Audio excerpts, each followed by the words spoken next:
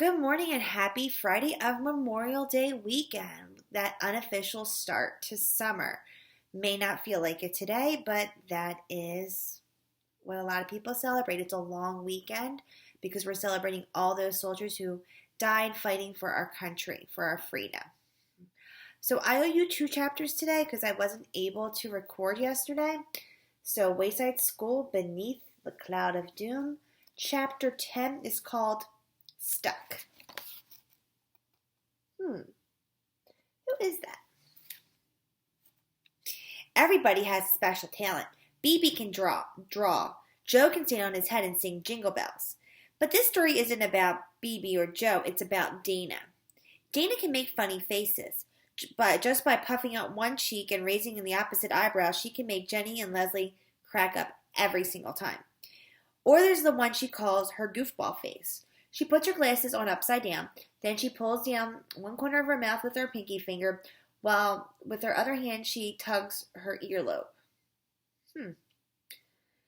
When Damien and Myron saw that one, they laughed so hard they bumped heads. Even Mrs. Jules laughs at Dana's funny faces. But you need to be very careful, Dana, she warned.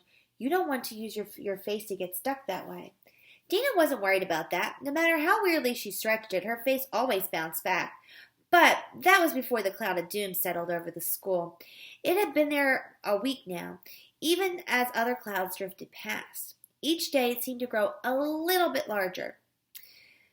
Dana and Leslie were on the playground waiting for Jenny.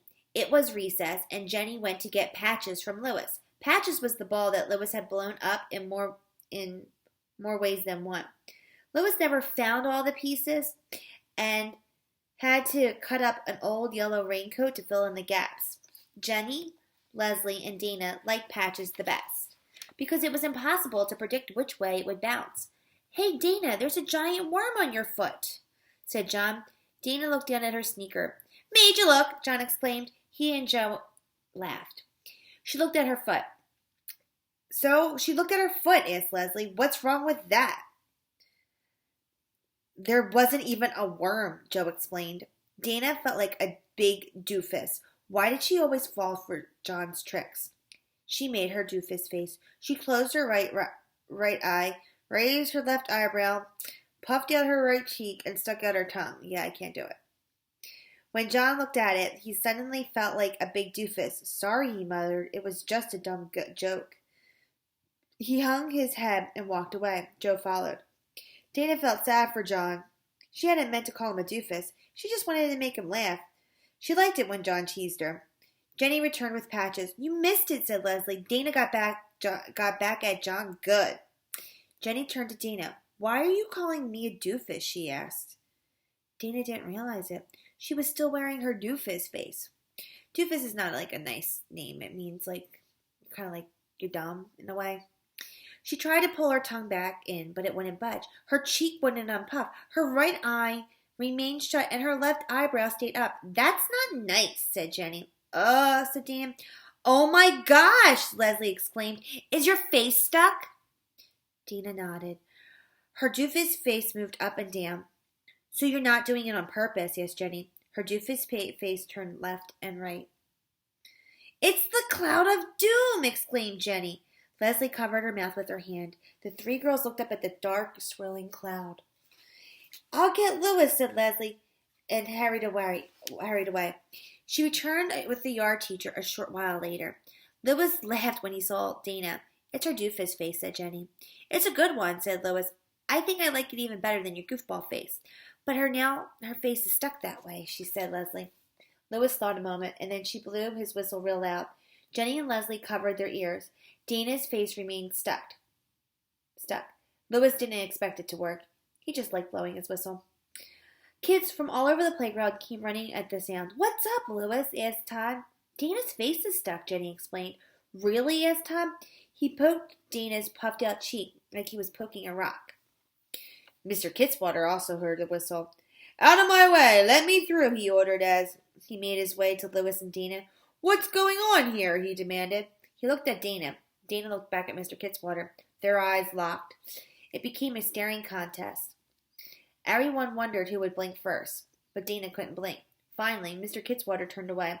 Cute kid, he said, and he patted Dana on the head, and he headed back to the building. Dana's face instantly popped back into place. Your face is fixed, exclaimed Jenny.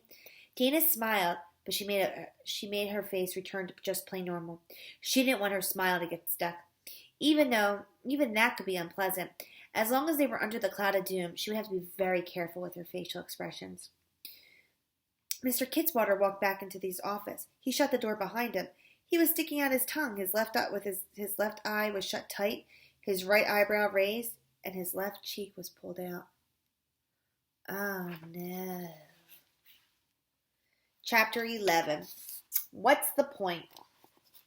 On the blackboard, it says pistachios, which is a kind of nut. Grumble, which I don't know what that means. A. 19,457. In some classes, teachers chose weekly spelling words. Not in Mrs. Jules' class. She let her students pick. Nearly everyone had a hand raised. Mrs. Jules called on Rondi. Pistachio, said Rondi. This is why other teachers don't let students choose the words. Mrs. Jules couldn't spell pistachios. So she did what every teacher everywhere does in that situation. That's an excellent word, Rondi. She said, would you like to come up and write it on the board? Rondi came to the front of the room. Mrs. Jules paid close attention as Rondi wrote pistachios on the blackboard. I love pistachios, said Kathy, when Rondi returned to her seat. Me too, said Allison. They're my third favorite nut. Mrs. Jules called on DJ. Grumple, he said. I don't think grumple is a word, said Mrs. Jules. So, asked DJ, we should still know how to spell it. It might become a word someday, said Kathy. Mrs. Jules wrote grumple under pistachios. Mrs. Joy raised her hand. A, she suggested. A what? Asked Mrs. Jules. Just A. Don't you think that's a little too easy? Said Mrs. Jules. It's a very common word, said Kathy. It's important that we all know how to spell it. Mrs. Jules couldn't argue with that. She added A to the list. Myron raised his hand. Yes, Myron, said Mrs. Jules. What's the point? Myron asked. That's 3 words, said Mrs. Jules. And all good ones, too, chirped Kathy. This is strange, Kathy being so agreeable. The cloud of doom is getting bigger every day, Myron exclaimed. What does it matter if we can spell? So we can read and write, Mrs. Jules replied. What's the point of reading? Asked Leslie. What's the point of writing? Asked Jason. What's the point of arithmetic? Asked Benjamin. Don't let Miss Cavello hear you ask that question. There is no point, Myron crumpled.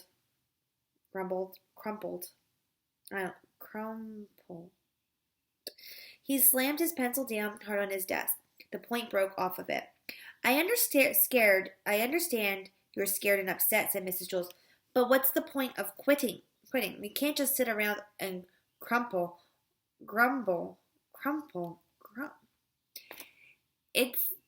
There's a word called grumble, which kind of means like you're upset or sad and whatever. But this has a P in it, like crumple. I don't know. Grumble. Crumple. Or we can try our best, cloud or no cloud. And it hasn't been all bad, Mrs. Jules continued. We've been getting a whole lot more nail clippings. That was true. Ever since the cloud of doom appeared, everyone's fingernails and toenails have been growing a lot faster. They had to be clipped 3 or 4 times a week. The number on the board was now 19,457. Someday the cloud of doom will be gone, said Mrs. Jules, and the world will be a much better place, even better than before the cloud. Colors will be more colorful, music will be more musical, even Mrs. Mush's food will taste good. The bigger the storm, the brighter the rainbow. True facts, friends.